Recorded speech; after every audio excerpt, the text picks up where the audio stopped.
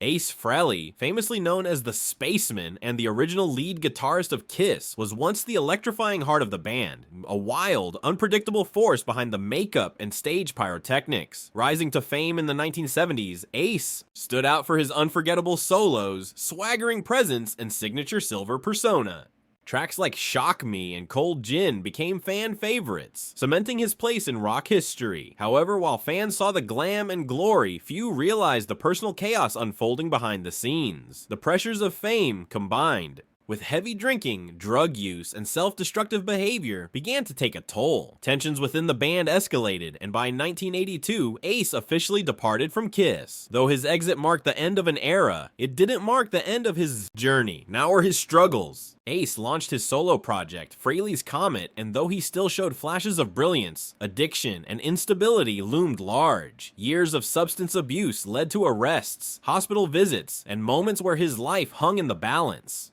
He would later admit to narrowly escaping death multiple times, describing periods of blackouts and isolation that were at odds with the high-voltage image fans remembered. He became a cautionary tale, a once glorious figure now battling demons. In the shadows, but in the mid-2000s, a turning point arrived. Ace committed to sobriety, sought therapy, and slowly began reclaiming his life. His 2009 comeback album Anomaly was a triumphant return, warmly embraced by loyal fans. His energy felt renewed, and though the road to recovery wasn't easy, he had finally begun to heal. A temporary reunion with Kiss in the late 90s gave fans hope, even though long-standing tensions with Gene Simmons and Paul Stanley made long-term collaboration difficult. Still, Ace's influence on rock music remained undeniable. He became more open about his past struggles, speaking candidly about addiction, mental health, and the importance of personal accountability.